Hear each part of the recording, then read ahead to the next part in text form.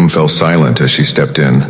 Her heels clicked sharply against the marble floor, echoing louder than the hush that settled in the boardroom. The men seated at the long conference table, all of them in tailored suits, smug expressions, and gray ties, turned to look. She walked to the head of the table. A poised black woman in a crisp navy blazer, no name tag, no assistant behind her. She extended her hand toward the man already seated there. Leonard Harrison, CEO of one of the most powerful financial conglomerates on the East Coast. Leonard didn't move. His eyes scanned her up and down, pausing just long enough to make a statement. Then smirking, he leaned back in his chair and crossed his arms. "I don't shake hands with staff," he said. The men around him chuckled lightly, waiting for her to shrink. She didn't. "I'm not staff," she replied, her voice smooth and steady. Leonard narrowed his eyes. "Then what are you doing in my building?" She gave a small smile and took her seat, at the head of the table. "Actually, Mr. Harrison, this is my building now." A beat of stunned silence. Then noise. Chairs shifted. Whispers. Leonard's smirk vanished. "You can't be serious," he scoffed. "Serious enough," she said, sliding a sleek folder across the table. "As of 9 a.m. this morning, I own controlling interest in this firm. Your board sold quietly and efficiently." Leonard grabbed the folder. His hands trembled as he flipped through the documents. She watched him calmly. "I warned you 2 years ago," she said, her voice calm but razor sharp. "When you blocked my promotion, when you said, and I quote, 'This firm doesn't need diversity, it needs discipline.'" Leonard looked up. "That was a business decision." She nodded. "Yes, so was mine."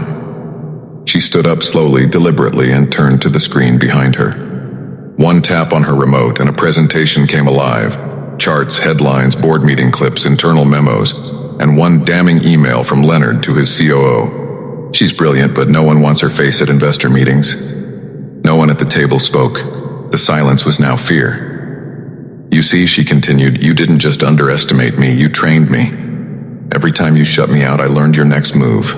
Every time you dismissed me, I learned to build in silence." Leonard rose from his seat. "You can't run this place." "I already am." She turned to him now, face to face. "You called me staff. You made jokes. You passed me over for men who needed cheat sheets to brief clients. But while you were golfing with senators, I was securing capital. When you were writing me off, I was rewriting your exit." She handed him a second envelope. His severance package. "You're fired, Leonard." He looked around the table, but no one met his eye. No one stood up for him. The men who had once laughed at his jokes now shifted uncomfortably in their seats. "You don't have the experience." She raised her hand. "I don't need your validation. I need results. And I've already delivered." She walked toward the window, looking down over the skyline. "I built a fund that outperformed yours for 5 consecutive quarters. Quietly. Because I knew one day I'd buy you out. Not with anger, not with protest, but with power." She turned back to the room. This company needed better leadership. It needed vision. And above all, it needed to be reminded that power doesn't always look like you. She walked out without another word. Behind her, silence lingered.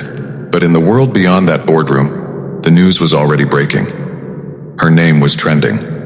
Her story, from denied promotions to billion-dollar revenge, and was being told, not as a footnote, but as a headline.